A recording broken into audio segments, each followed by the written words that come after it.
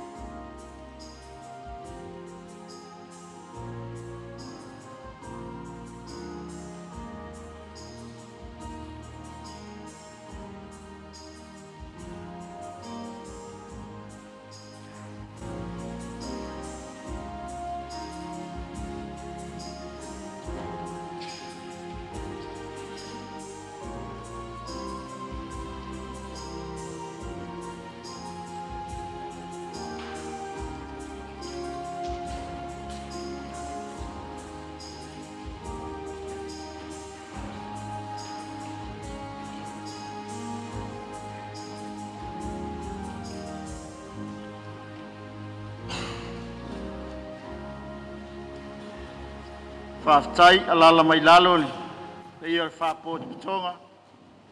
O le awanoa le nei, ia mua tātou teu fungala au, mapā, ia wāfoi lo tō bali vale lofa, ia le awhionga le tiakon. E tā pena masaunia i tātou uma, ia wāle taulanga pa ion misa.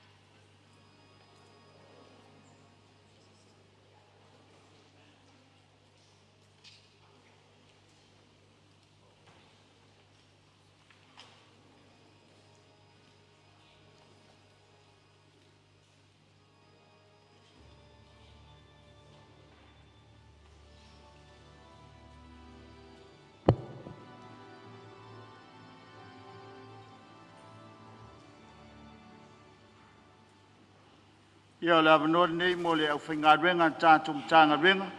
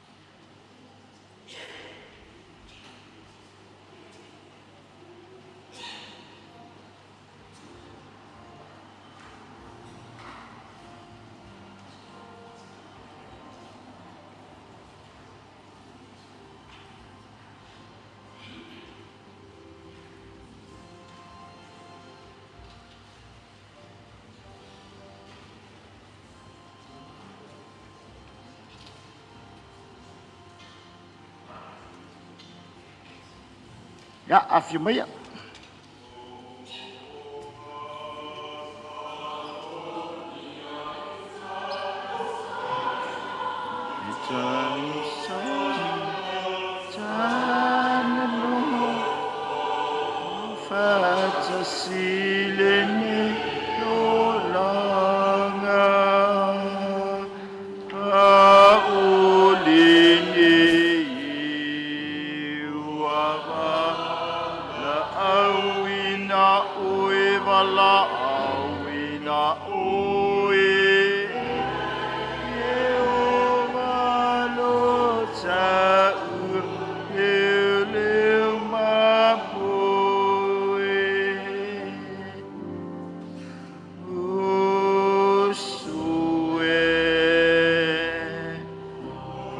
atu male tangi mana tua ainga ono ofa tali olo ofa atali ua ani oe ele tu ile la tu ile la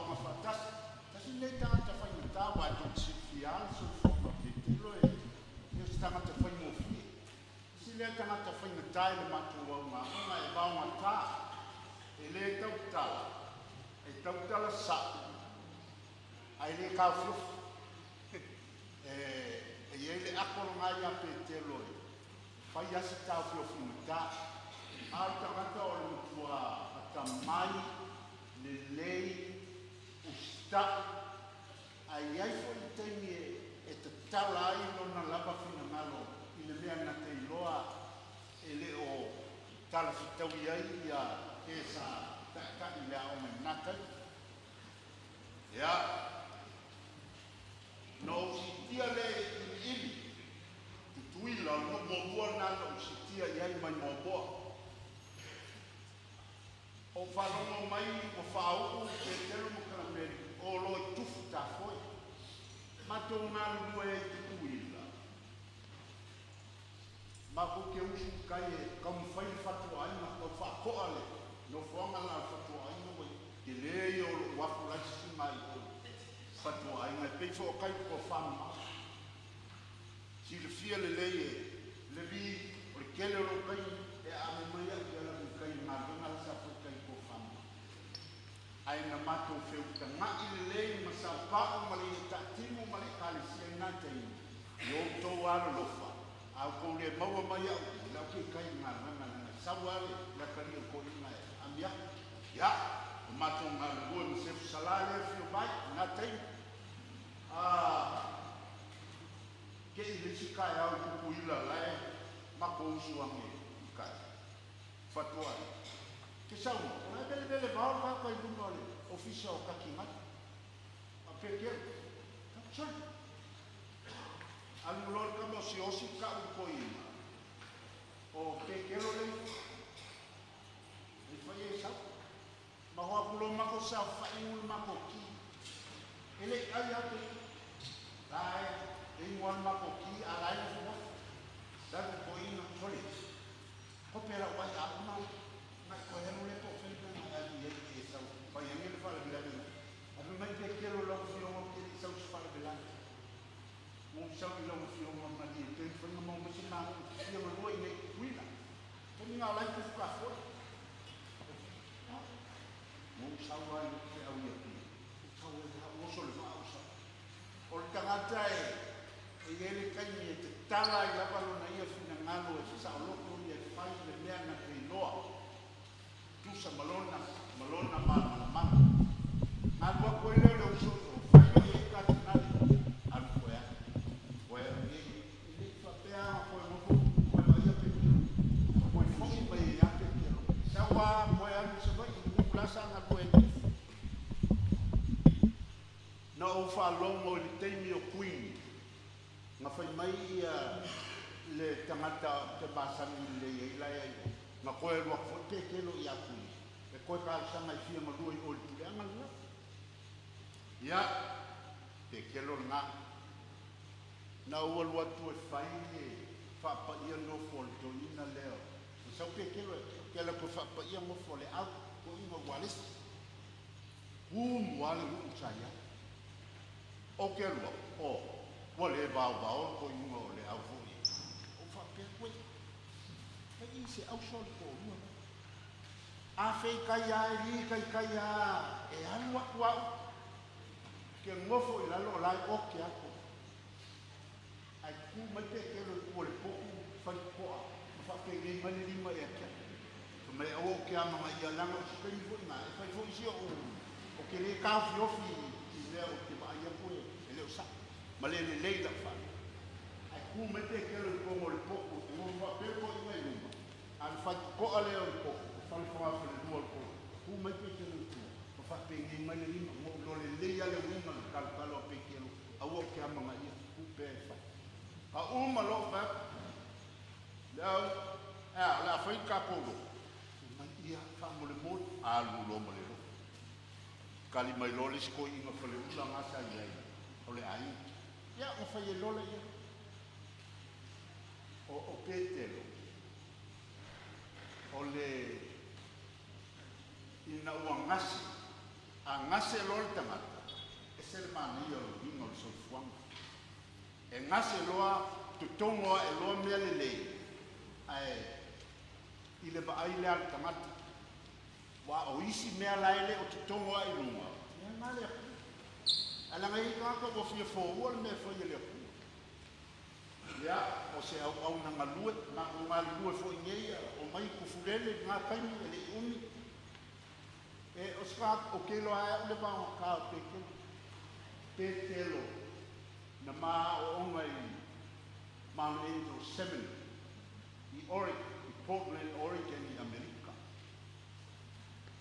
Kasi kausanga nga wakua kongua ai whailo le si vaenga ngā le mako pastor ma ke o le Benedict nursing center ale Benedict i ngā i Portland ma ke o e kilo i le whainga te whawhea laso la longa pe ai mofo i mofo a kabalibali me o mofo a kakamaku sole se o lai tau wha makala mai e finge i a mahonu ako bea kua yele wheelchair mo whaini ringa ki e lori si o ese i leisi wheelchair ki e kuale mafo e leisi wheelchair o fupe kero makoba e nga male hui ai kau whaini ringa la wale sorry ya Volme o le aglo a kakai. Mo whaini ringa kongo, ana e whonga ka mamai, o lai kau wha makala mai. Mo le ale o ringa o ngā luenga, whai ai, whai. Ia, kasi kau sa, mako fwoi mai ni, mo ka kei a ringa, ai wha mai te koe o. Ai si ana si o, wha mai, wangi piri, o le wali manga, ko tiki po uma, bini mai, bini aku, wale mafai e whalifua, wale mafai e kalamfuma, wale mafai e kalameri ka piofu, le alu umi o pekele, too much for her, and for other whalifuas as well, mo ngofu umala ia, awa uanga koe ola mai e i vare, o koe whoki ala ia, o le la umori mau pupu nga, le mafitanga Petelo, o le la sanga maarusi a leo le, i la uae te teminga makua o mai, e aka mai, ya kamai au le uma fo ia na sa o toma ai e fa matita e mafai mai ingu le po a ko ma e o tema ai le loku kaao uma le maiaso le heading la pepa le Simon o le maiaso malo loro pulilo o la kalenda na o te kelo mo vai te kelo ma to vai famasa tangata ko mamai ko tangata ya ang ka ko ba ye sawa famasa alwa famasingo ni famasingo mo fungo mo swaf ya fa lo ke le ni ya o nanga ni ana na mau mai seminario ya ola mo le mau pulea kala meli malino falo ya fa mai seminario o ke ko fa ya pulea o le malu ni o le malai o le whaautumatanga. Tau sia ia utu mai i tangi. Kalameri mai whanau. Utu ai fo i tangi a aina manua. Utu ai i tangi a le nua. O e pe le ma wha maangalo i a Petelo o le tangata o le atua ia utu umalau tu tangi i le marumari. A le utu lau tangi. A whainga tau ki makamaka. Mai whalongolongo o niri Poi ngā whalu lo hone, hone, se mele ke mo fuai, ia.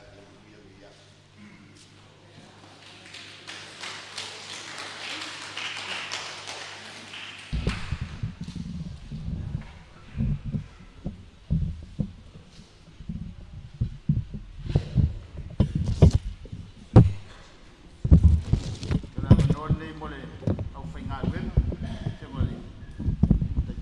Mali sengo chakon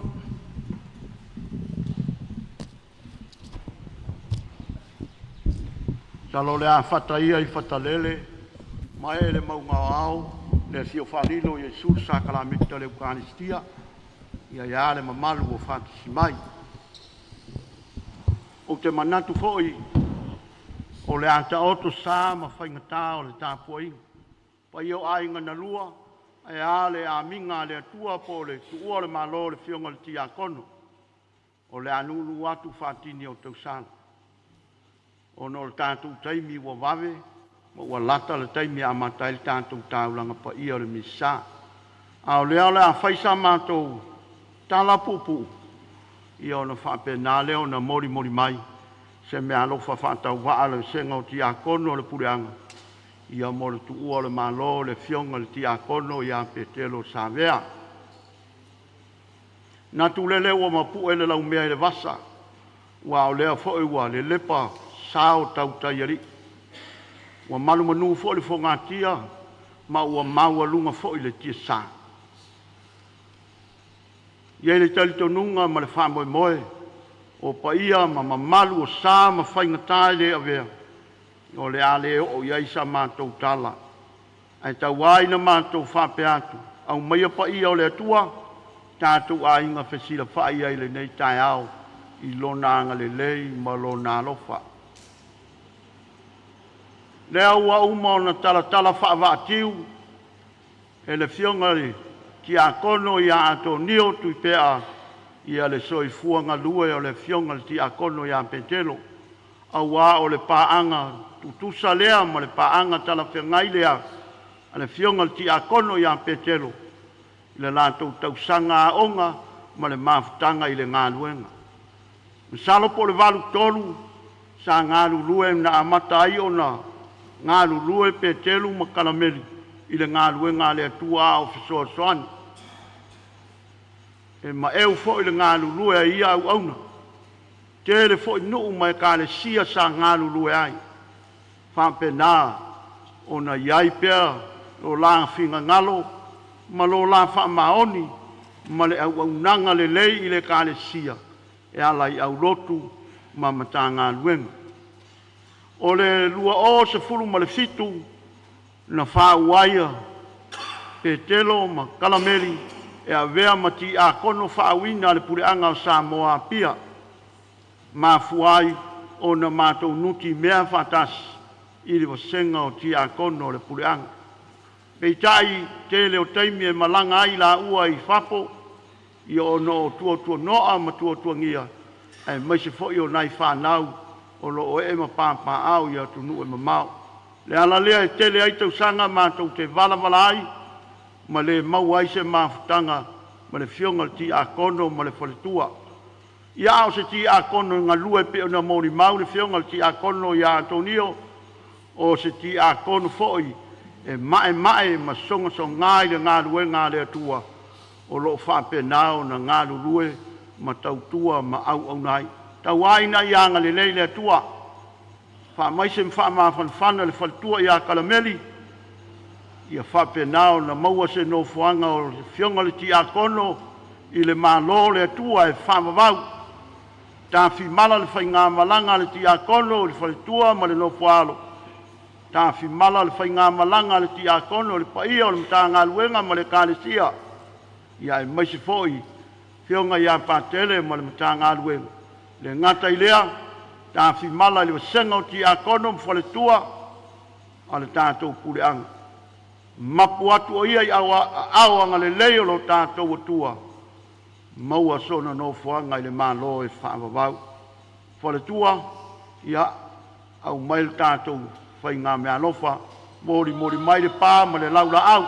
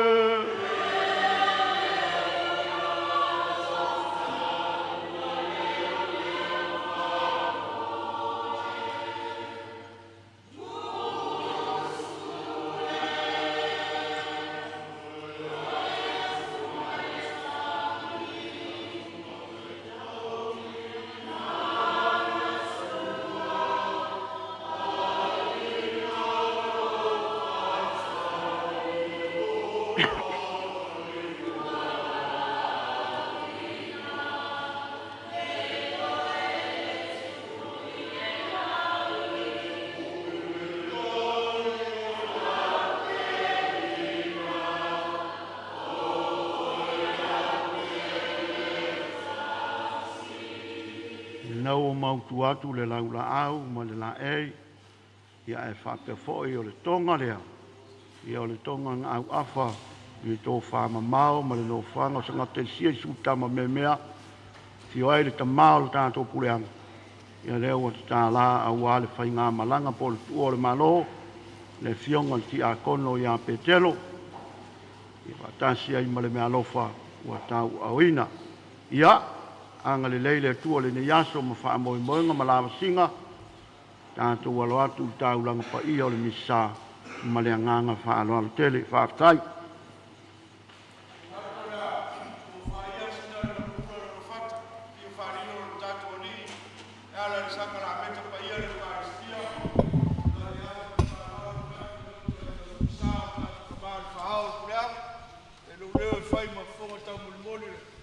Batau si tanga luenga le fiona pa telefone ia va pe volti a kono mo tua ia le kale se dei ma tu fa feiro ia tu le fio mai o lo fiona fa o tato kuleanga lo fiona la ke po o sese ke mai o tala mai ao tu fa talo fa tu ko po ia le tua sa le au fe ngal mai tu tofia le tua ia fa pesa mo pot a tu fa talo fa tu fiona le tua mai se no faalo mal paia o ai na lua afio maia tu maia matala maia au o tu paia fa tala le lei tu sa fa le angano ma le fa malo le anu mo tuia fa tini o tu sala la matu le vai ala ma fa la oto wa o ta oto a salo ia fa ma mai le tua ma saudia ta pena fa le nganga ta to a wale ne ta ulanga paia o le sa ma lo fa lo lava pa tai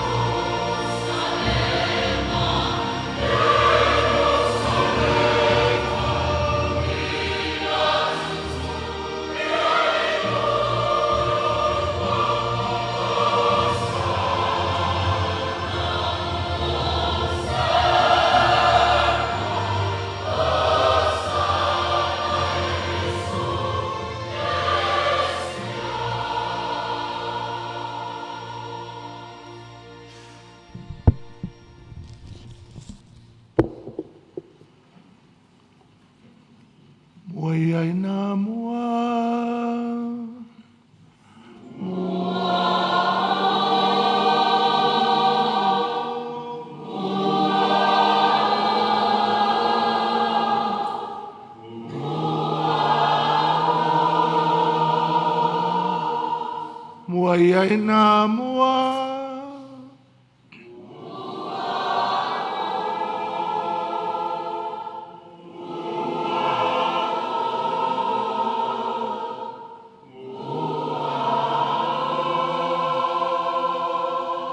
Mua iai nā mua.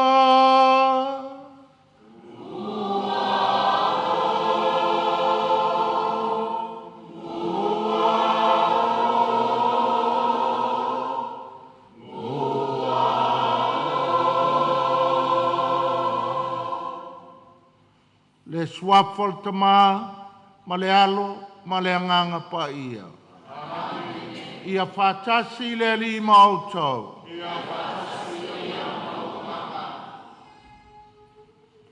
A fio mai, ma liu mai, susu mai.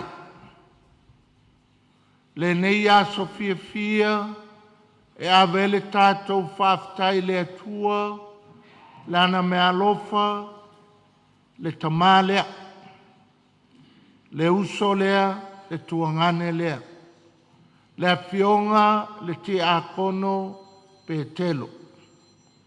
O le mea lofa le atua i le kalesia, o le ainga o le nuu, o le atua na foai, o le atua na te toe avesea.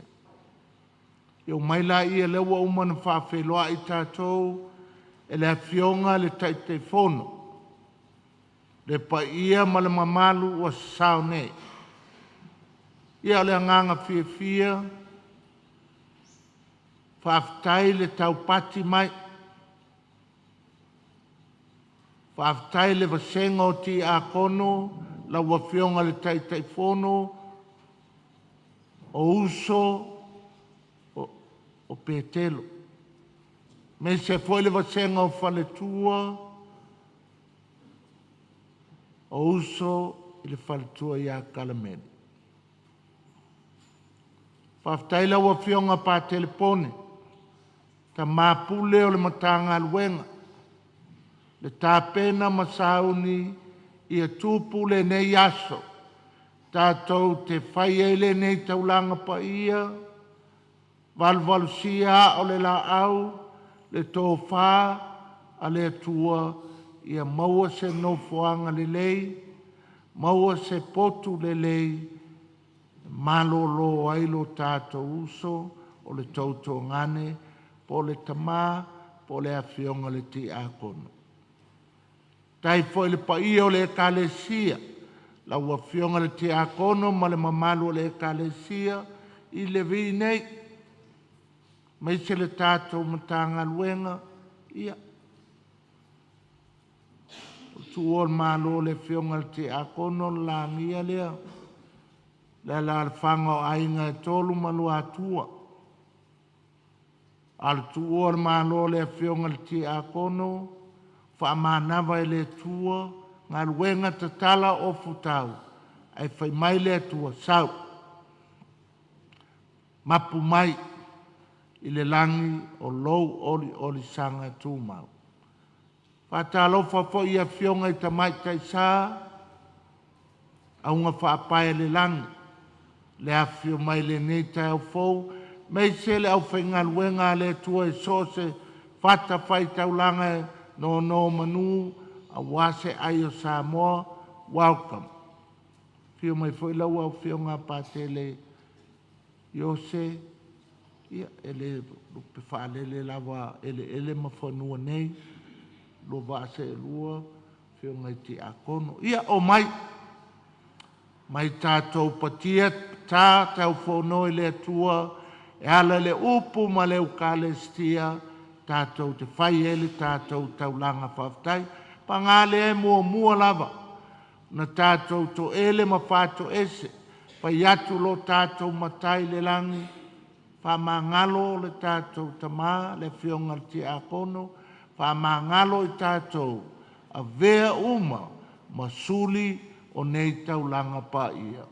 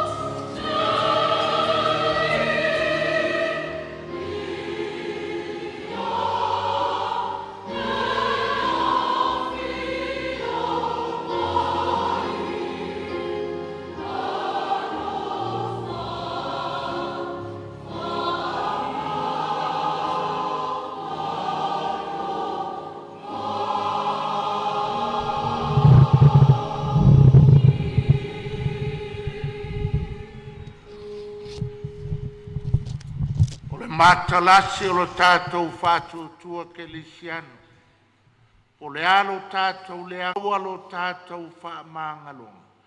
I alofa mai a te tātou le tua e ona le mana uma. Whaamangalo tātou mai a tātou angasala.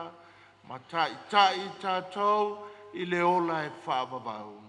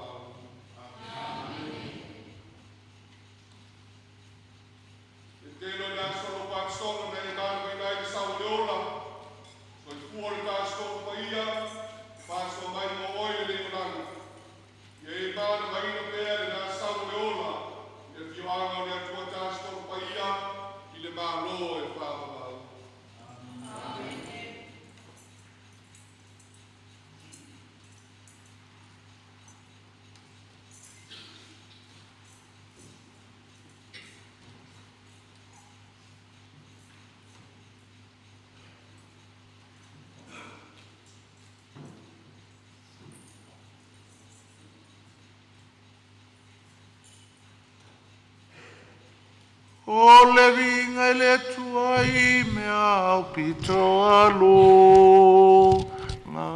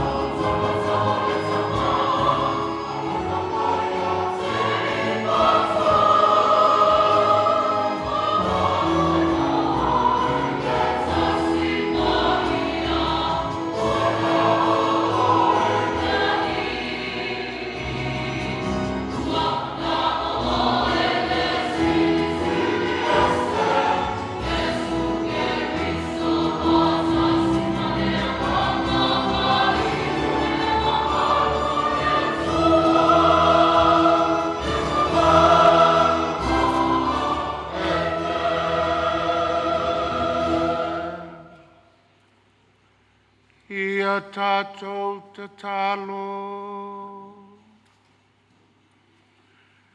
Le atuai o e lavo le angalo fama le angalelei. Ye tuina mai le awhionga tia kono Petelo. Lau au na le avanoa.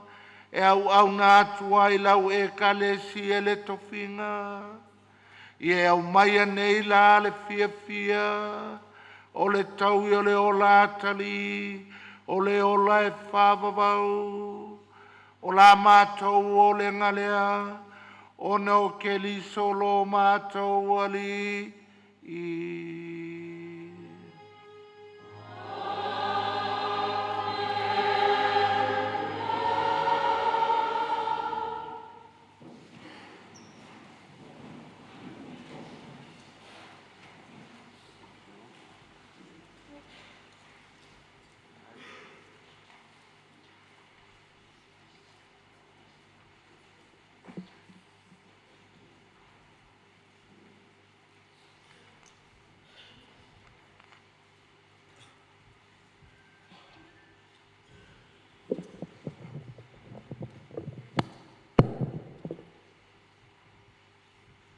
Le folafolanga mai le tusi e lua Paulo ia Timoteo ma tau koe wha fola mai le whaiupo e ono wha au le madu o le matua o le nei ua te uina mo au le pale o le ami o tonu awa o au ua whaamalingi na nei lo toto. Ua lata o na pō o te aluai. Ua o tau le tau alelei. Ua iu ia te au le tau sinionga. Ua o tau fi i le wha atua. O le nei, ua tau ina mo au le pale o le ami o tonu. E fua ina mai a te au i lea la vaso. E le li i le whamasino a mi o tonu. E le ngata fo'i a te au. A i lātou malava. O e fia i lona whaali mai. O le upu a le ali.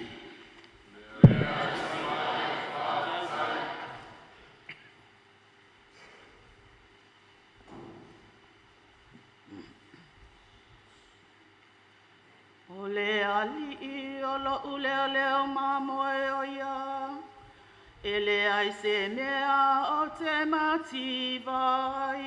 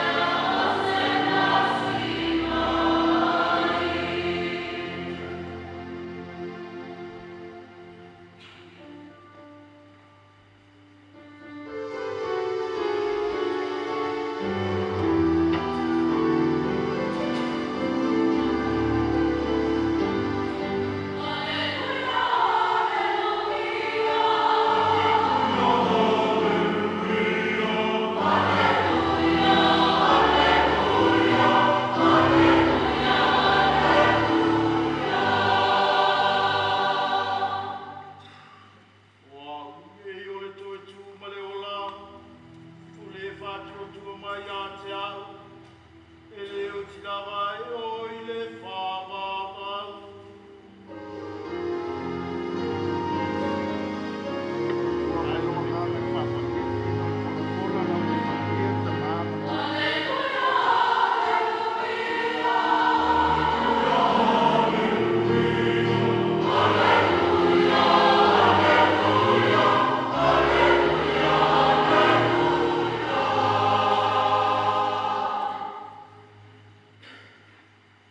Ia whatasi le li I ma outou.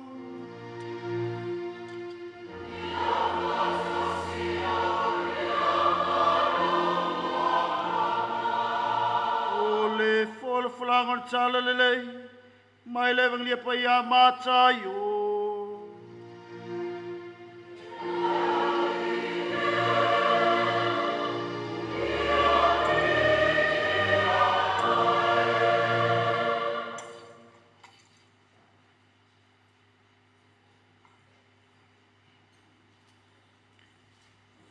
Mātai o lona mtau pue lua se furu ma le lima, fola le toru se furu matasi, whaau le wha se furu ma le ono. O le matua o maia, o tau ua wha manuia ina e lo tama. Pea saule atali o le tangata I lona mamalu, ma le au angelu pa ia uma whatasi maia. Ona tie ai lea o ia lona no fuali I mamalu. E wha poto ina foi I ona luma o nuu umalava. Ona tu ese ina lea o I lātou e ia. E pei o le leo mā moe, ona tu ese ina o mā moe ma oti. Ona tu ai lea e ia o mā moe I lona I tūtau matau, a o oti I lona I tūtau angavali. Ona whai atu ai leo le tupu I e o ilona I tūtau matau. O maia, o tau ua whaamania ina e lo tama. Ia whai mo o tau tofi le malo, ua saunia mo o tau.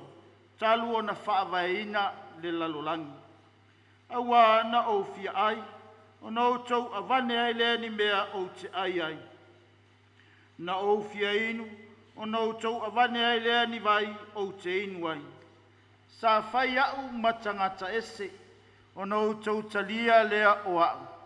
Na au le lava, o na o tau wha ofuina lea o au. Na o mai, o na o tau wasia sia mai lea o au. Na o le fale pui, o na o tau o ane ai lea I a te au. O na tali mai ai lea I a te ia o e a miotonu, e wha apea mai. Lea li ie. O ana whea na mātou ilo ai oe ua fia ai. Ma mātou whanga ina oe. Po o fia inu, ma mātou awane e te inu ai. O ana whea fo ina mātou ilo ai oe, o le tangata ese, ma mātou taria oe. Po o le lava, ma ta mātou wha o fuina oe. O ana whea fo ina mātou ilo ai oe ua mai. Po ile whale pui, ma mātou o atu ai I a te oe. O na tali atu ai lea o le tupu, e whaape atu I a te I lantou. E moni o te whai atu I a te outou. Awa na whaia e outou I le tasi, o e au pito I titi o uso nei. O au lea na outou whaia I ai. O na whai atu foi lea o ia I e o lona I tūtau angavale, outou ua whaafanoina. O ese atu ia I a te au I le afi whaavavau. Ua saunia mo le ti apolo mana angelu.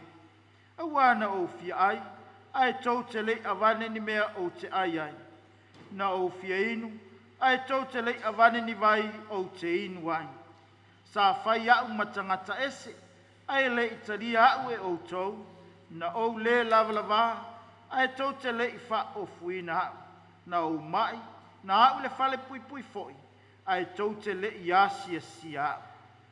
O na tali mai ai lea o ila tau foi ia te ia, e wha pia mai. Lea li ie, o ana whea na mātou iloa ai ua fia ai.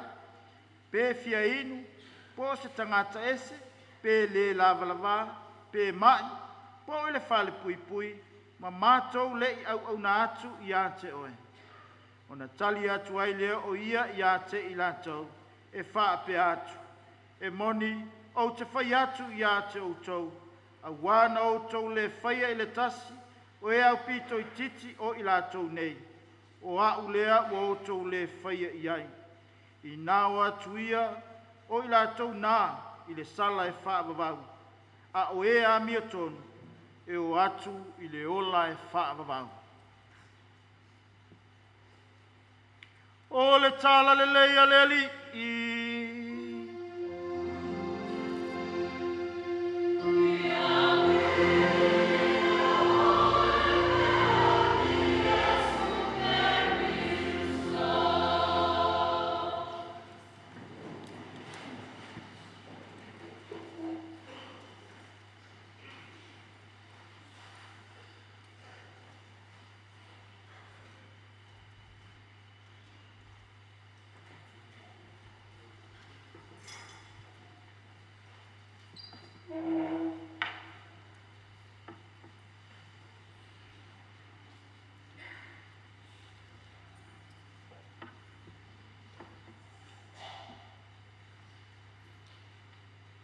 Kai kala meli uma pa kele pone wa ngafi le ku e fai.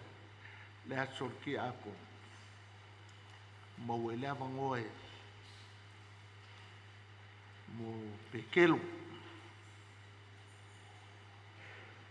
Le pa ia male malur kako ainga le ngei vaenga male pango le aso. Ngei kai au fou. Ia fatu lou lava se fai le tala le. Kamalea, kamalea, ki a kongo lea. O ulfale mo moa, ka siva valulua. Ke laku o kausanga kolu ia pekelo makalameni. Kausanga lua ka ngimo. Kausanga kolu foi ia ako ngio lea. Manga ia le moni mau. Kamai anga makua i whainkai lea onga. Pekelo a kongio ma ka ngimo. Leo skai ka mapule male. Pulenga sa iai ngawai kaimi.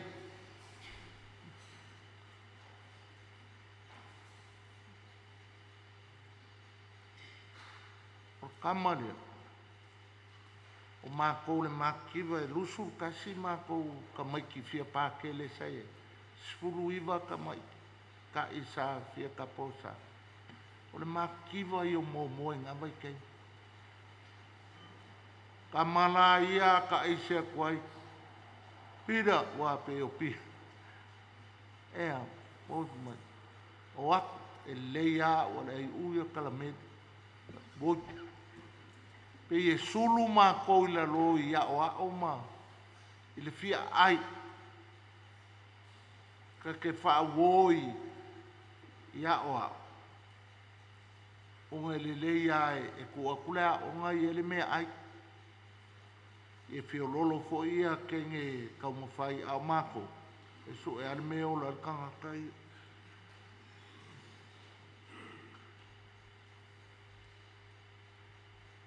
Pekelo. E anga mari e.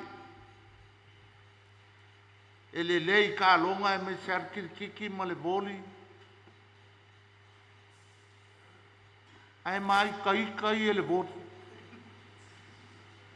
Ka mai e mi sai voli.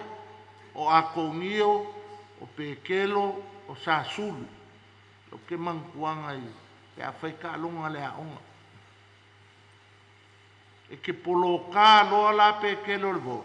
Mai, ai la pe ako sau a paka oi, o le fia koa ia. Sa whaile mako au kau i momo. Ka mama ke. E uma mali mako fonga le fere sa mai. Mai mau kai mi ngā mea. Anko mano no.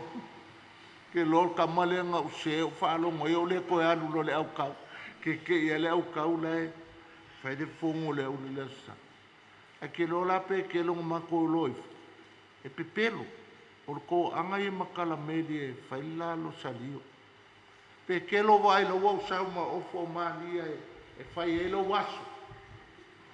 O ngā loke i loa, o lua makala meri, e pipi i kele ki ngapa ia. A oile ngai whasea ua ule koe alua i whongo le au kau.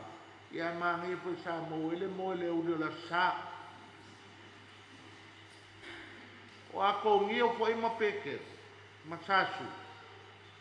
Ka ia mai maa kou le malaele ka alo i asko ngā. Kirkiki. E le lei ala la kou e le lei la kou kirkiki. Ale sao ma kou kupe ka alo. Ngalo mea kou ni ele au kirkiki ai ngai. E le ai ma se malo, ma ia manolo koe anu ka alo ngalonga lua. E fai inga ngalo ka fiwe, e faa laile. A ngale la koa maripake sa wale ai mangi olo. Koe fiu koe kaua ngau ma sola e le koe saula au kiki. Alo kamalea. More kau whao soso i ngemeo kiki ma ako ngio. Ai le leila kiki. A le o mai e ma ko i e le mangi kiki. Alo ka mai ke ngeki o ngei ngule. E sapo gru polo e pa ukali e ke ngeki ka mai ala i e ngavai kei. Ia. Sa whaile mako so ma whawhau sa vai e sosoanga. Sa iei singa fsiringia le au mākukua la iai. Ko kolu ia sosoanga mākukua po mai. A waenga le. Moe koe a vea e le ava ngoe. Alau kala le anga whaile au kalavou la e mālos. O le māngaia i o le mea ai oki i le sulkanga. Ai oki i le sulkanga. Pekelo anga le mea māngaia le wai maliu i lou sulkanga ki a kong. O piki fo i lava le whaikaunga le lei le asor ngei. Paulo longa uso Timoteo. Ingo wa wha vai ki mo keo. Ma whai mai a Paulo. E fie iaia uia makua. Le anga kele le au loku lo ke ngalue. Whai ngaka ngaka le anga le peleki. Wha mai le whai kaunga mua ngei. Paulo longa uso ki mo keo. E Timo. Sa wanu fo il menga. Lau luia o e ki mo keo. Au o le fiu. E whaapale o e le kua. Lea sa wanu fo e le kausingeonga. Sa o tau le tau le lei o le whakua kua. Lea o lara. Ko e lau vaseanga o kaungu uri kingi. Le lui le a Paulo longa uso Timoteo. Mo ka kou fo. Angan me mangai o le whare kua. E maliu. O Levi malima mo le kala le. E angan me mangai mo le. Ki a kongo le sosoangi e maliu longa surukanga. Nga mo ila i o le kala Paulo. Ka kou ke o e kaungu le kingi. Ka kou ke kausingi o ia ka kou e o nga whaile o le kala. Sa o tau le tau ale lei sa ta ofi le whātua tua. Whai kaunga ngange. O pekelo le skanga ka whai ngofie. E anga mari e. E whaamisa i e vori pe a whai ingalanga au. E le leile. Ma umaloa mo moa. Ka le koe whekau ia ia kalameri ma. Ma pekelo. A whekau i fo. O le kalale pekelo. O e wha maongi lo kofing. A e wha maongi a kalameri. Ia nga whako whala i anu. O whekau i fo i auskaria. E kangwa whai kalafunga le whaika mai. Anga e pei o spau so le makua le leia. Ba pekelo o whea la lau ka mo spau o ulo o sau e whai lau. O lo ulu o mama spau. E kango challenge mai se kalafonga. pate le mo kaulu ilu I fo ngat kamaianga ai koe look back o kamaianga manga ia lea onga kelo sio ia uia ka ngimo sa sulu a ko ngio pe kelo fiu su se meo lea onga le loa le kamaia wa popoko a kamai e ola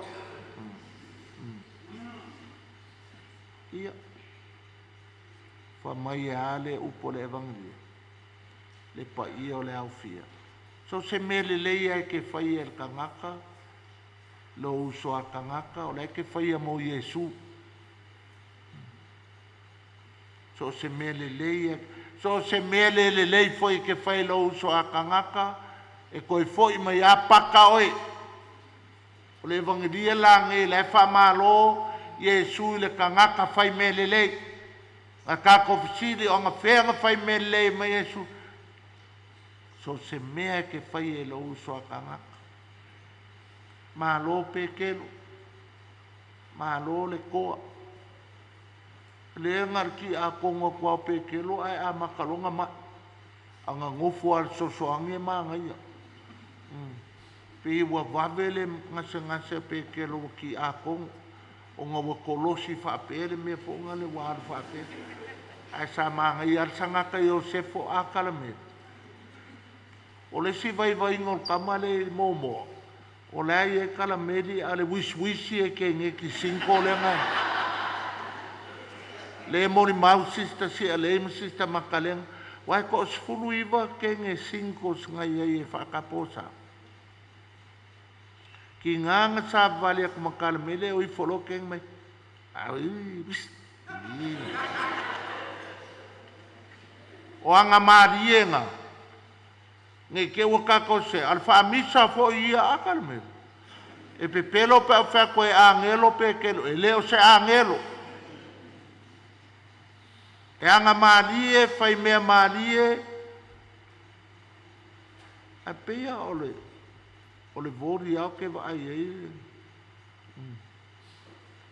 ka se alo polo kanga le sia so mai ai la ka ai lelo pa sa ile ko ye pe ke lo manga yo langa bot ia ele aska ko me fa kai e ke ako anga le me manga ye bala au mai pe o Paulo ya Timoteo o la kau anga me manga ya lo kala le fai so angi sidingia le si au maku anga me manga yo bala au mai le o ki sukanga ka ko wo e faile nga luenga ka me foi le ku pe peke ka kalo mai la ia mo kala meli man fa ngau ia loko ko po oe meri wo fai uma ka ko lu fa ngau se kenge pas kama ke o fo pe a uma nge kele ka mai kele se alu ko finga ka po sa bui fei kai mal pu ngau la ia ko mai la kala o la fai ko kai ko lu mai lo la ia o fa ki a ko ngoe e continue le legacy makua fa kai po kala meli lo foi le ka mo le ska mo fai ngo fi o ka fai ka a le wa maliwa ya oi ia fa manguia le ko ya o kalme ia lo ko lo fai ya pekelo wa lo ke lo ya o ma ko fai ka nge ka anga ngofu ar so ange manga anga fai lo langa skola le ko lo si fa pe o va venga nga maliu ia le pa ia o le afia boi e sa winga o ka ko au lo ko ri o le sa o la kala le pepelo ia piso mo se ke le anga sa ka ko mori le kakalo ia fa avangoe le langi se poku mangai ala mo pekelo masanga flat screen ke lea e maka le to sa mo le fai inga le sange so forta mama le alo male nganga pa ia tatou tutula i mo tatou talosanga fa ala waitele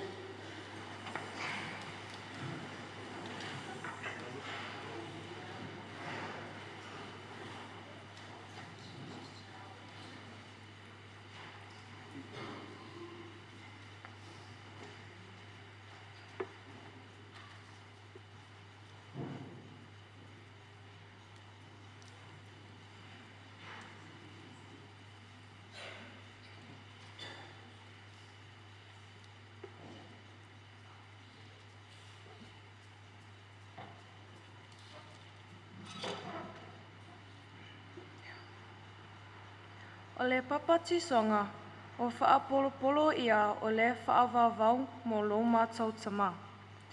La whaatasia ia le mafutanga ma le aupa ia e whaavavau.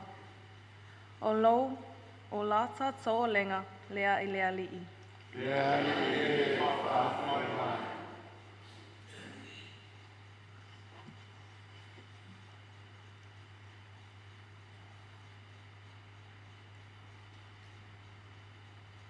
Sa whawhanga ina lo mātou tama.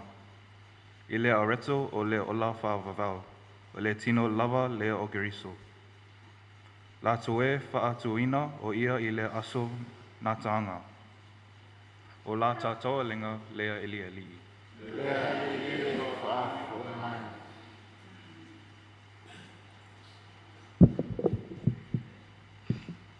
Ia tātou talusia o tātou ainga. Atua mai la tō uma se anga lelei. Mai ia te I tātou. Ia tau ia I lea li'i, lo lau tō alofo. O la tau tō o lenga, lea I lea li'i.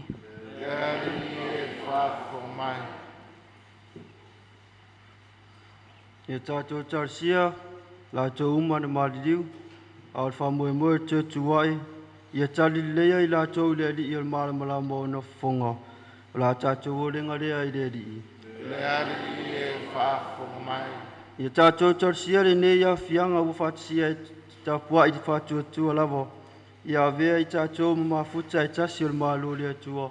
La tātou o renga rea I rea li'i.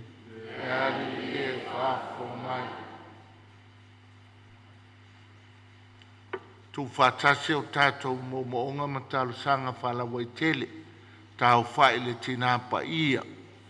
Manuia Maria tangata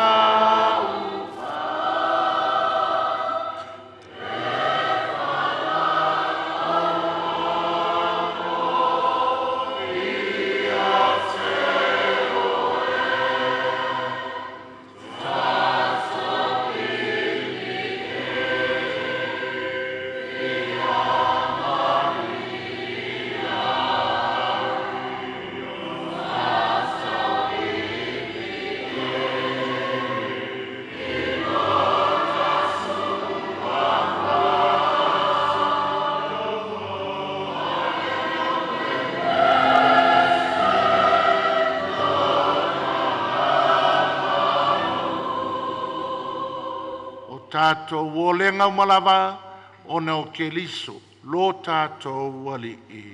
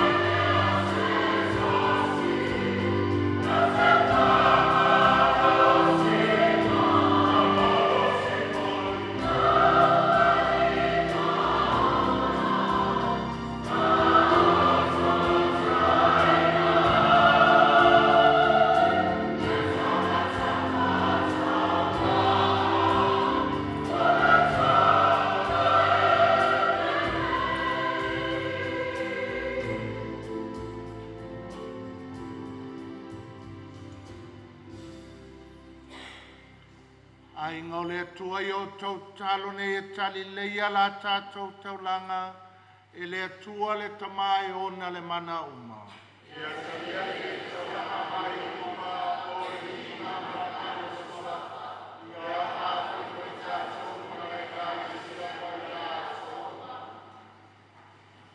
Le alie e fingalo lofa, e a fionga te akono ia Petelo Savea, lau au na ua mātou mori atu i atioe, le nei taulanga malona whaolatanga. Sa au na o ia ia ke liso lo walo, i lona soifua whaolatangata. Ia toe tu ia whatasi, ma au na whamaoni le mamalu e whavavau. O la mātou o lenga lea, o no ke liso lo mātou ali i.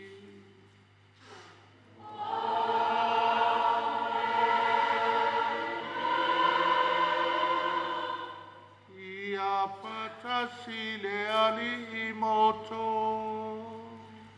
Ia patasi o ina sia i o tō loto.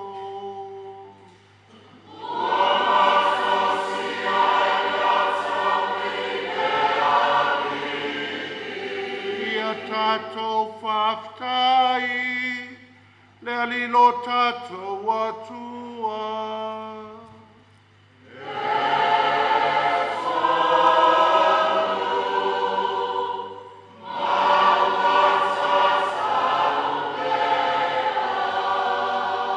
Le tamau le atua soifua whavau e o le malo simalawa. Mita mitanga whai ai moi mātou le whaftai ia choe, e ala ia ke liso. Ua lave ina le lalolangi e ke liso, o le tangata ua toe whanau fauina, o le ena oti ua toe tū mai le ola, mawalo mātou wala le langi, o le olanga le atari. Mapuanga ia mātou whatasi ma angelo, ale ka angelo, au pai au mai le langi, au lātou suina la lātou pese whai tū mau, o lovi inga.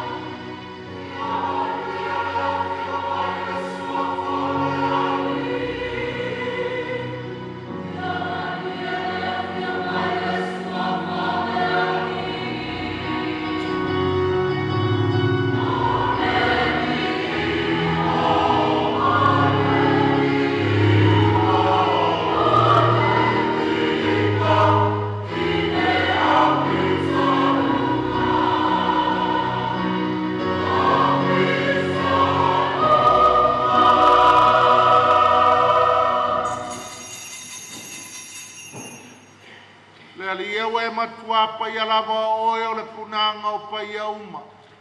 A wina mai lo wanganga e whapa ia nei mea lo. A vei la tau moi mātou o le tino ma le toto. O lo mātou wari o Jesu Keliso. Au le tuina atu ia le oti na ia talielo na lava malie. Na tango ia le areto ma batu ia te o le whaftai. Tofi ia le areto ma batu lona soo ma le whape atu. I nā whatango fia iai o tau malava ma ai o lo tino le nei e fwoi na atu mo o tau.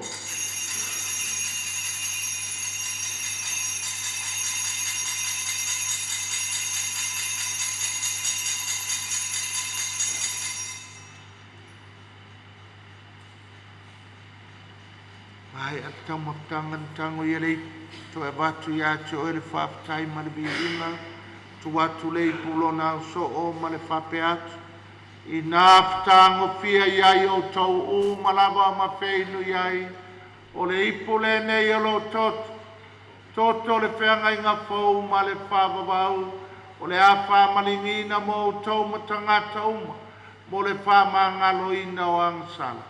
I au tau whaia le nei sauninga ma whamanatu i atea.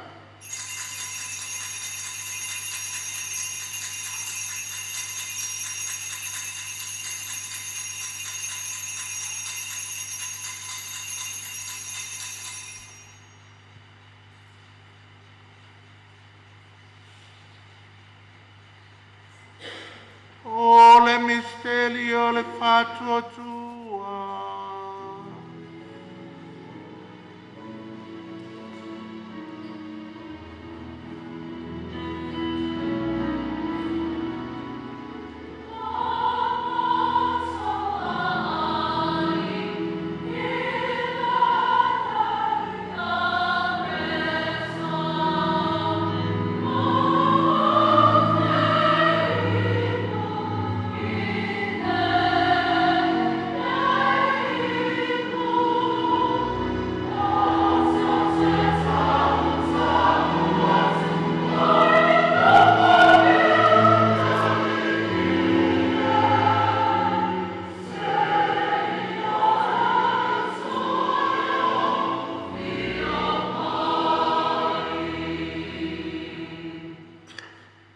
Fam tungolon maliu malon to tu mato te moli ato le tamae le nei are to le ola ma le nei po le fale tanga mato te fafta yatu yatu e walo ye mato e tu yo luma mau au na yatu e pe so ane mai a mato uma o e wa mau tu fanga le tino ma le toto keliso ina ia whātastasia i mātou i le mafutanga e tasi a le anganga pa ia. Lea lia ia mantua lau e kālesia i le lalolangi atoa i nei mātou ola i le rufa pātasi. Leo sifu marwhāra mātou te mapa ia mo se se vitolio mātou ake kua e mese tu ainga ma le tua insa malama. Ia e manatua lau au auna mai le tiakono i te mā i a Petelo Savea. Le ua e wāla wina mai le leolanga. I papisonga na oto i a patas ma keriso. I whapena koe na mautofo ia i rona to e tu mai. E manatua o mātou uso ma tō whawhine, o po iatu lātou malolonga ma le whamoe le toi tu wae. I e talia i lātou whatasi ma tangata mālili uma i le malamalama o nāua whio. Ia e alofa mai a te mātou malawa, ina ia mātou o ngā mātou te awai whatasi, i le ola e whaavavau ma Maria, na tina tau pou o le atua, i o sefo na tāne, whatasi ma apostolo ma le aupa i auma, o e na whātinoina loufi na ngalo i tūpulanga uma. Mātou te whia vivi, ma whāne ne whatasi ma i lātou i lau fio, e lātu lo walo o Yesu Keriso.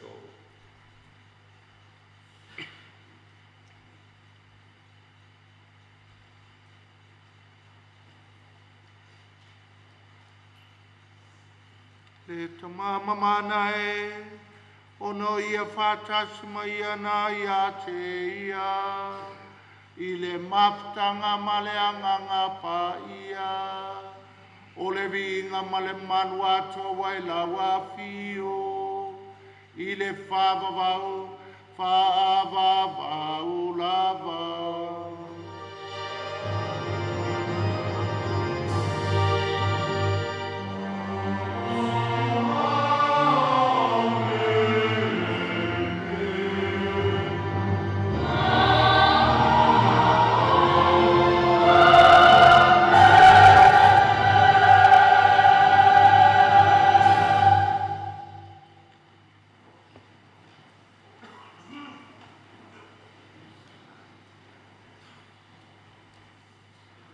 Tātou talo ma le whalangolango le tama, i upu nā wā o e keli so mo i tātou.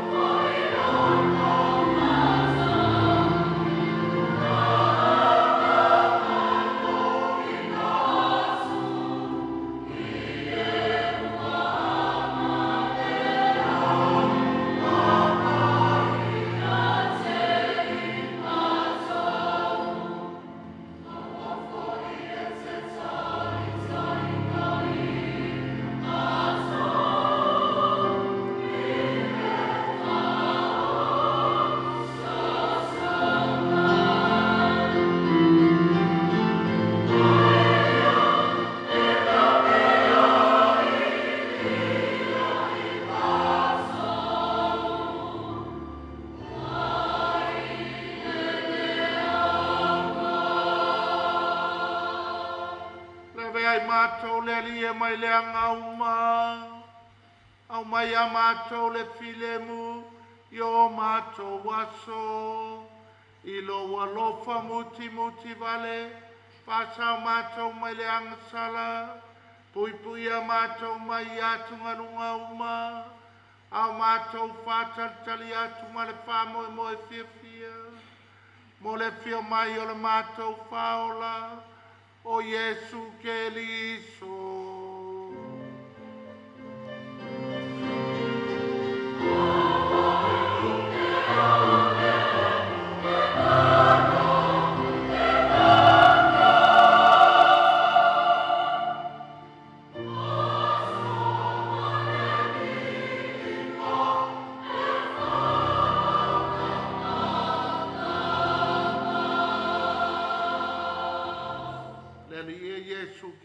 Ne fai atu lau apostolo o te tu atu ia te o tau lo filemu o lo filemu o te pua ia te o tau a wane ia sila sila ia mātou ang sala a le fatu o tuola we kalesia au mai a mātou le filemu le tase o lo malo le we soifua i le whaavavau lava. Ia ia tau tau tu mau le alofa o ke liso. Tātou te whasoa i whaidonga filemu.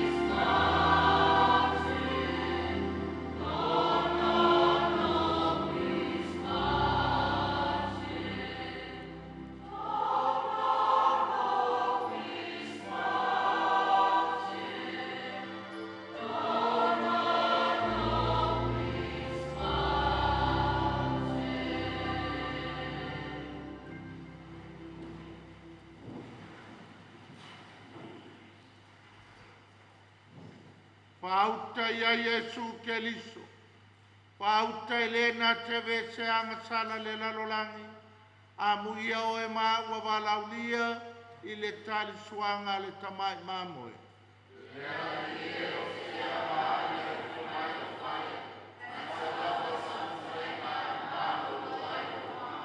Vertino ma le toto ke liso maua umai tatou le ola e whavavau. Amen.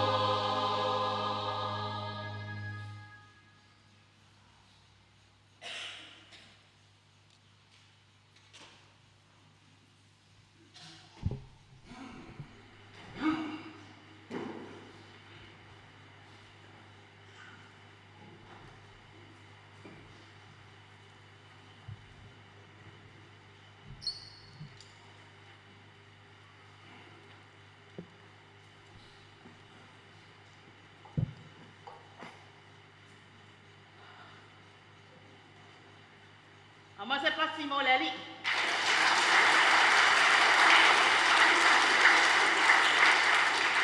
Le lava le atua. Taimi uma.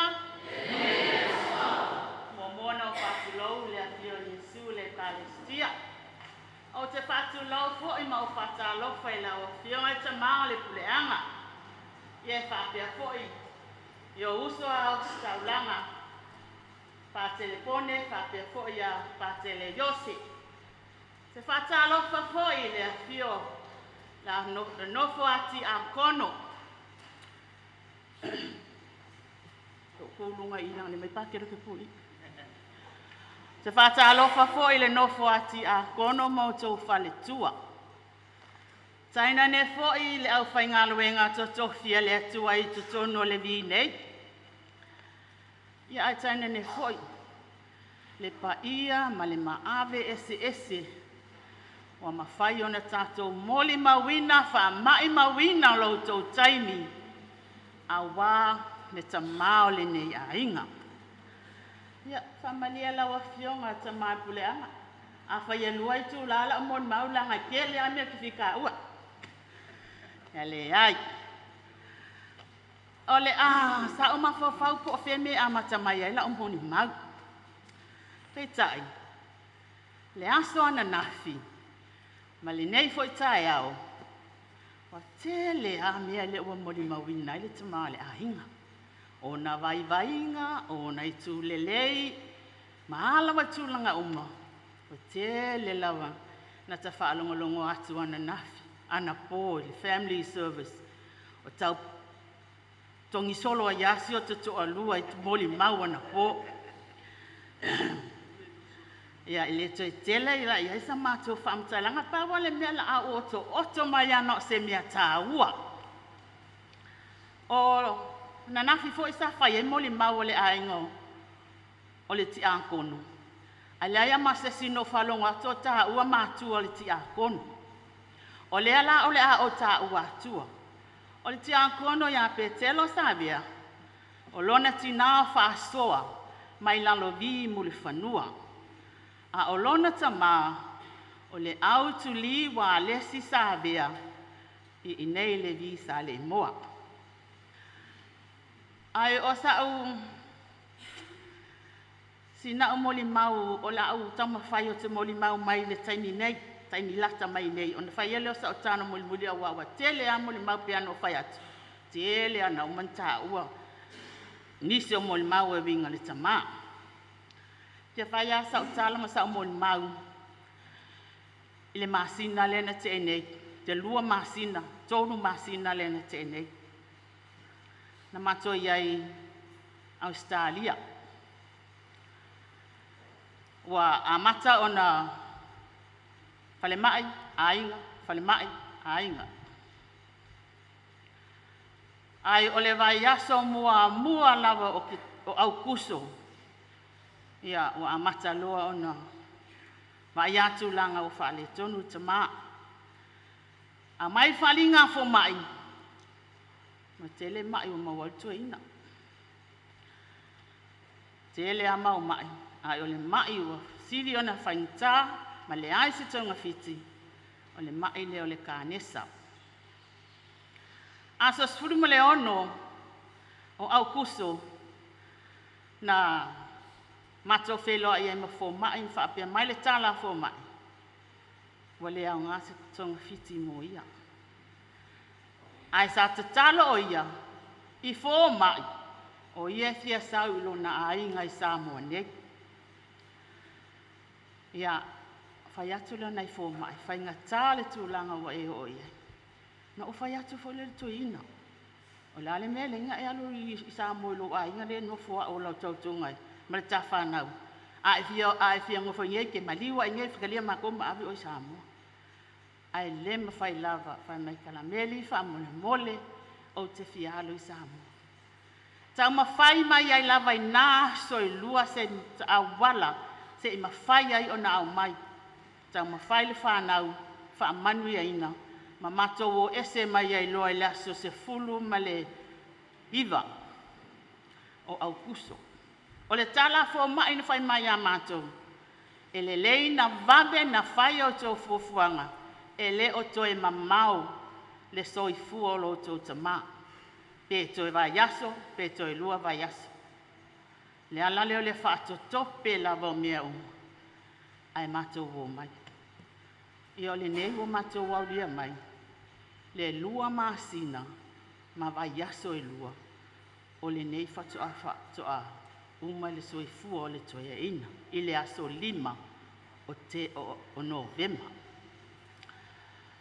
O Petelo se tangata e se le tautua e kalesia. A se tangata foi pe o na maua i mole mau, se tangata e whinau. A whinau le tangata le e whaise mea, ia e peia na mole mau le tamā le puleanga. Pe foi o na mole mau le whionga te a kono ia atonio, manisi na mole mau. E whinau a ia whai. Whinau, lona nau na e whinau e whai. Tupu ai loa le maleita. Tupu loa le maleita.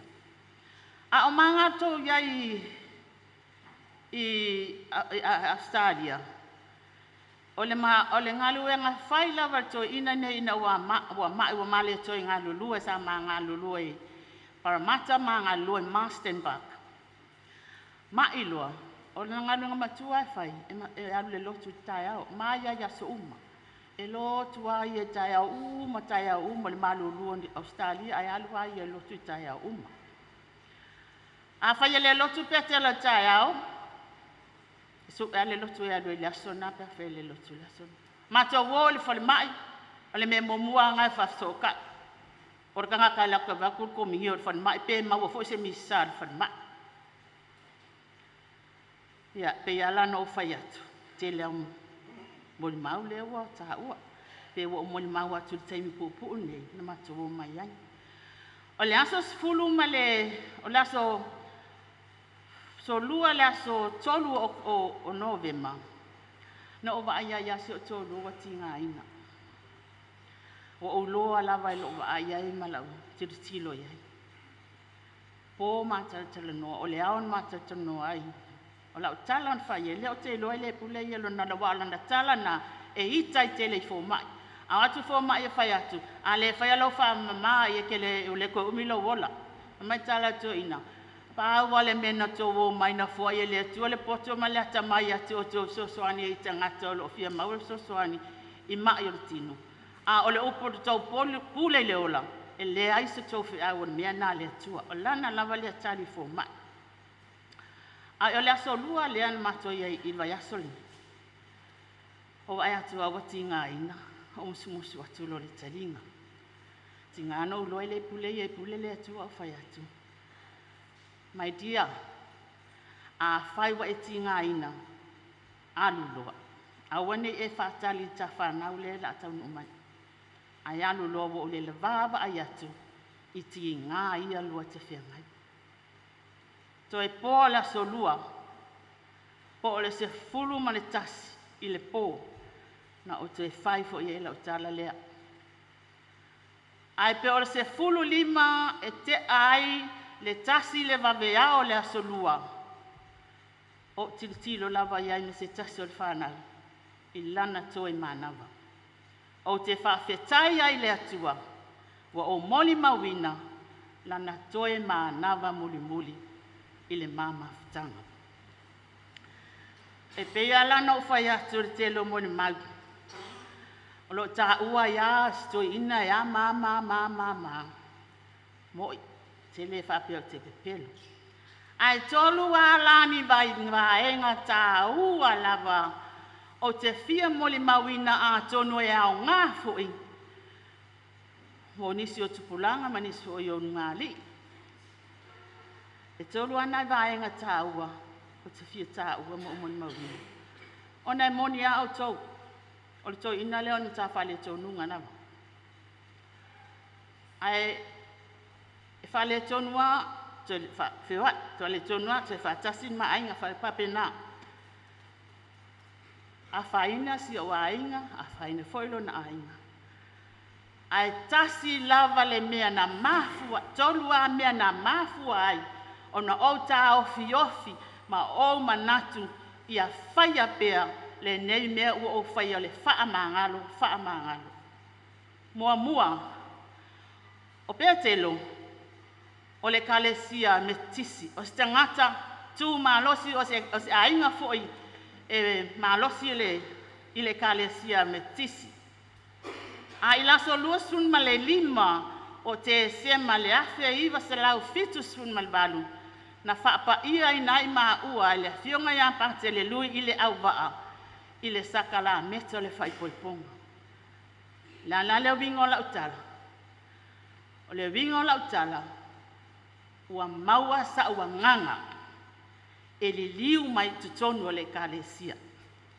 Mea mua alia sa ti ngana lu ngana lo waile ainga. Lo ma ainga. Ai o uu maupea ma o tamu wha moe le tua. O se anganga sa o mawhaia o na li liu mai tutonu o le kalesia e ala le sakala meta le whaipoiponga.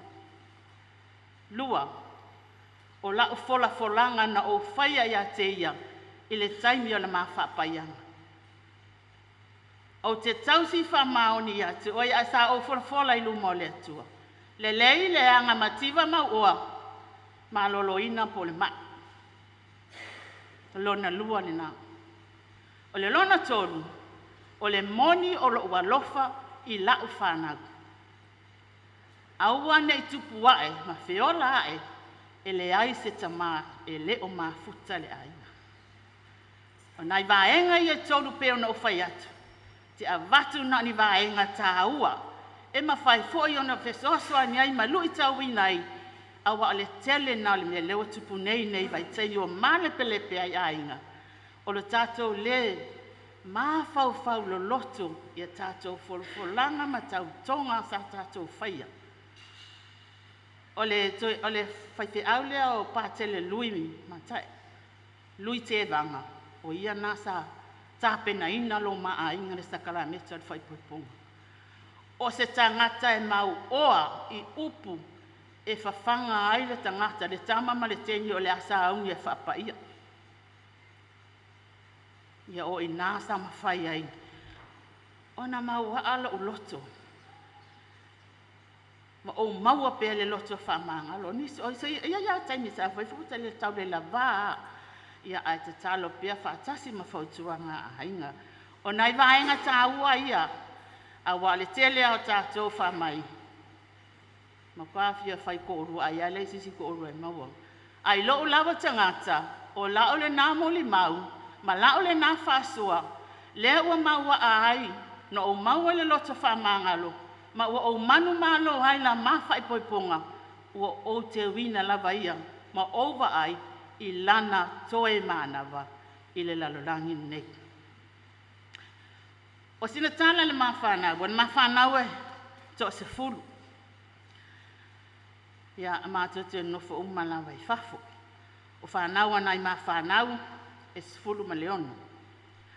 O le manganuenga, i le walu sfulu mai tolu, na avele manganuenga whatai tai, awa a umaloto tau sanga na avelo leola le mena ta o le pastor pule ale mali po femeo ia a saura o kama fai mai ka ki o tufta foi ka le lo apo femeo ko ka foi ma ta tufta foi ele leile na ta o tilo i tu ale fai nga ta le o langa i tu ona a mata mai ai le ina o male pastor ma ko foi mai fai fa unga a ko mai mala inga vai kasi ala inga konung ka fali ko a mai ka sanga ka tinali fa mai fo ka o pa mamau ke le nga mia ka ki o ta o mai tau o le ngalu wenga e lu i tau mai fa fitauli o i tua e a mata mai ai ona nga i mai ai lea e fa pena le ngalu wenga le tua e le alu ngalu e mo se mia te va ai atu mana ia no te le lo peletina alo le tinga lue le ai e tinga lue ina ia so sane le ngata so ani ile ola faletin ile ola fale nganga tangata ai so ani foi ile ola fale nganga ia ole anu e lo sukara pele ki masinga Ai o se nuu e ta mau a inga I whaoloanga mea tau whatoanga. Sami foi. Nei se mea leina ngā oi o si tue ina lele o aikama ma o aikama longa whaletua le sa ilo tusua o le ainga tonu ana o vito lia le toolu o aita. E maa sani ala na o atu la ua ma a vatu mea ai ma whaamumori whatasi ma si o maa ua foi a inga. Ma tuai so soani foi le ngā luenga. O la tautua o Savea, o se tangata, te tono lona a inga, I tangia e lona a inga. Pena sau noa ia atonio e tautala sao. Tangata e tautala sao. A olon tautala sao le nā, e mafu ai ona I tangia. O leo langa na to ina le. Ia, ne ua. Pia no mātou whai atu, ia le awatu na oto atu na ni vaenga tāua. Ia tu ia lesi ngasu, ma lesi ngasu, wha masino le oili. Nunga. Waine yo whai atu I le anga ma wha pewheo si o tōlua. Ai le lopo o le anga fo ia pēha. Ai o te tu I le atua o lana wha masinonga e mō māua. Ai le wha masino ina māua tangata. Mai e le mai fo so manuia mai tangata e mai le manuia mai le atua. O sina tala I manga ruenga na ma whaano fo le tufta foi. Uma tufta foi faile si aso mafofau. A fe mana katinali. O mai ngā o I le awala lele waka ofi le ka ngolo longo le kakoriko I awala. Tufta foi mai o I awala. Ala stonu ana sang tonu ana na ma ia te la vea ia toina a te ia Petelo I tua no ro mai le lo ainga te lua fatali ai na umana ia tufuta foi na uma tufuta foi ma mai ma lo ai o mani katenali tu vad fo I mai ave ma o le pea. Uma le pea so atu mtufulele. Uma tufulele so o mama nono. Uma manono so o mafarsela o tufulele. Ma te wati ai tufulele. Ia o ia la ititi ala fionga ia pa telefone. Tamai pone ia sana tu loto. E pe kupo. Sa whaiela le tau vanga sa vali, a sona e tasi am tanga ruenga mai whale ula e tau tufulele. Sa whaie tau vanga sa vali a onga. Alu fo ia le rito ina e su e mai si tangata e whaire sa vali. Ta ting palau ai lai. Ia kai sa singe I whaive au. Ile se senga ka langa kingi palau awa o ia sa ka kingi palau a veri sa vali.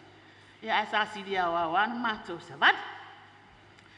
Ia, o le tafinga ti a kono, na whaawina I le lua furu malefitu. Whaawa e tofiki ti a kono.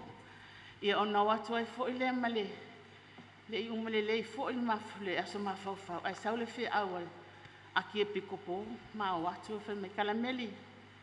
Mali e se I maoma, ma pekelo e avela o langa ka amila sanga mo le Divine Mercy.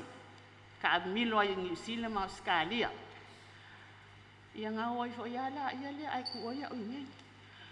O le onga lang le ngā la ua, na fo I mai loa le malanga.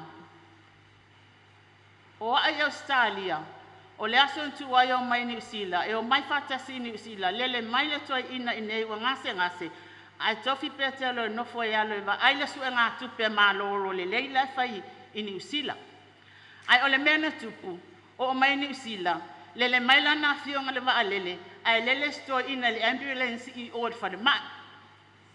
Wo so le mai ma vel fa mai. O ina le na fu mai ya mai yo to ina. Ya ele ai se mato. Lai se tato lo to fai. Fa tai la wa fionga taman puleanga. Ele iai fo isa o mafau. O le a oto wa aia o toa fionga ti a kono. I le nei aso. Ai wa whate ia ma o la ngona le mawhana ma le pae mai o le alofa whale uso ia keriso. Whale tua whawhine ia keriso. Ono le tātou mawhitanga. Ui ai le teli taimi sa tātou ngālulu ia inei. Ia ai o le maa o mai lava tātou te ngālulu e fo inisi o taimi. Mātango fia le mawhitanga nei. Aso whawhitai lau whiunga te mātu le anga. Yes taimi yes e tasio. Le ainga o le a tala fia ngai fo i e molis whawhitai lau whiunga. Tau lava i sina mātou whawhitai mailo o lau tangata whawtau waa. Lo wamana ia fo i o le au auna. Le au auna le au ngā. Le au auna ngasala i lumo le atua. Wa e amana ia. O mawhai ai ona whaawa noaina lau taimi. E whaapea ai ona e o sia le nei tau langa pa i o le nisa. Wa tele aso mamasina o ta oto. Mai ano mātou tau nuu mai i nei. Mai vailo na tino le mawhaina alu le lotu. Ai whai lava nono kominio e le fionga i ti a kono i aso uma lava. A o le aso lua lea na le mawhai ai o na toi ta lia se tino le ali i pe toi tau sami pe i. Ia, le nalua i lava le afiafi. Mātou te whaftai tele hatu ai lava. Foi a te o tau lawa fionga pone. Whapea foi la fionga ia Iose. Sa o lua siasi atu foi. Io whailunga ma aia lava ia. O le alofa o le atua le nei tangata. Iu ia lo tangata i ato atua. Ia alanga o le taunga luenga. E ato atua le le ato atua le anga i lau tau se sila pei o le sifanga le atua. Papea fo i ato atua le nofo ati a kono. Ma se fo i le afionga e ama. Ti a kono nei a matulino ma kolopa. He langa luenga whai. Mo le tama le ainga. A whai o iei se isi mea. Ia o sila fia le atua. A o taitonu. Wa lava lea mo le mau. O se mea taha ua e fia tu whātu. Ha o le isi ngasu. Ia tu o iei whamasino le atua. A se iusu atu la se o pese lea. O te whamaa vai ai sia o pele. Ia ona. O mai lea man mon mau.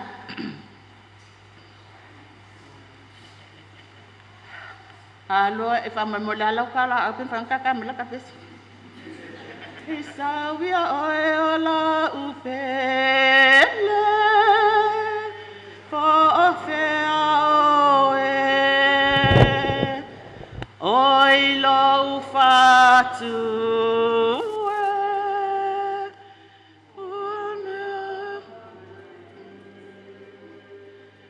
Wamotus yale mafutanga. Tangi ai le anganga. Sawi ai nalu. Ia manu ia o lau malanga. Pepe ole manu le. Safaina la upele.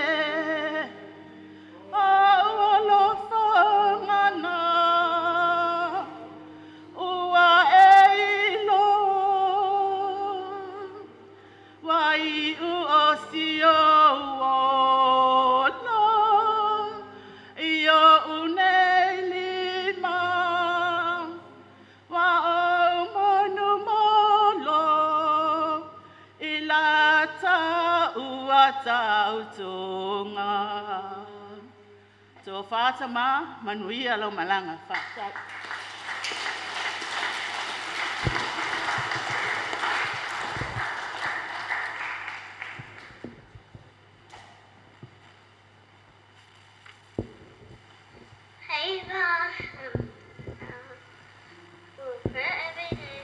Umale tatalo. Watulele i o le avanoa i a patele i o se mole toi sauninga o mole la i o le sao te akono no fuanga tu mau.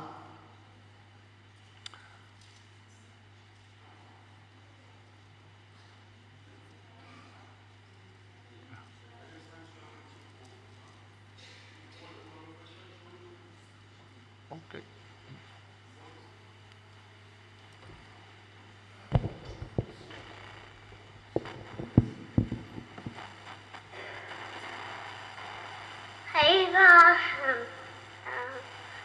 will pray every day for you so you can be an angel if you miss you every day.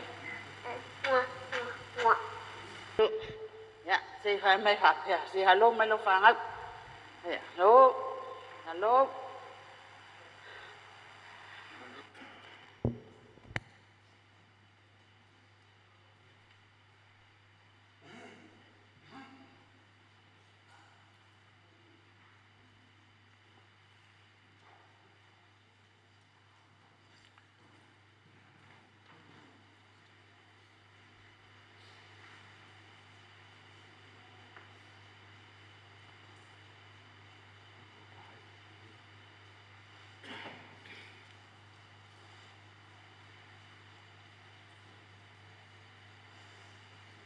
Ia tātou talo.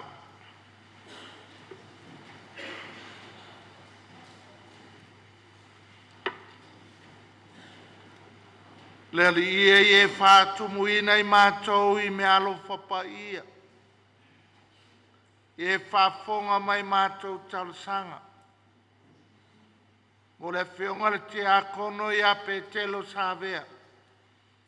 O ia na e whaitawina whātasi. E vea mau au no lau e kalesia. O no le nei taulanga ia whāsau loto mai le pule. O le oti tū mau a le fola folanga. O lou malo mo lou nuu I le langa.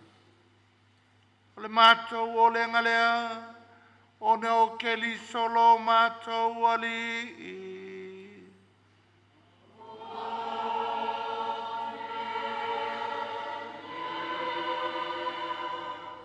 Whaloalo e wala ua tuai lau whionga pātele mo le toe sauninga o le a whionga I a Petelo.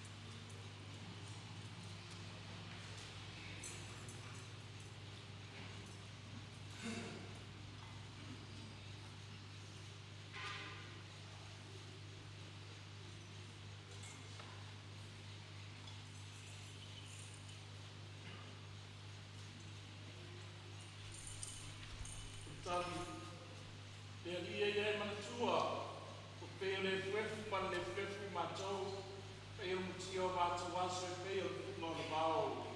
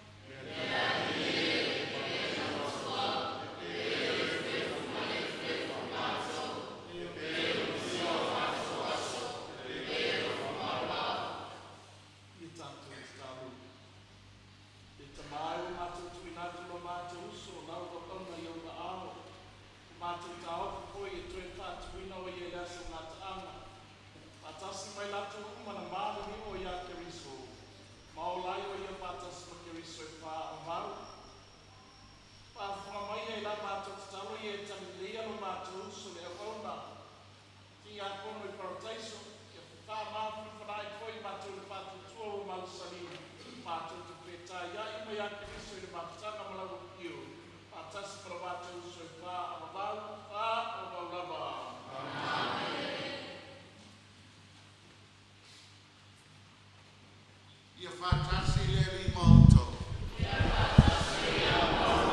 Ia whāmanuia mai le tua e ona le mana uma, le tamā, le alo, ma le anganga pa ia.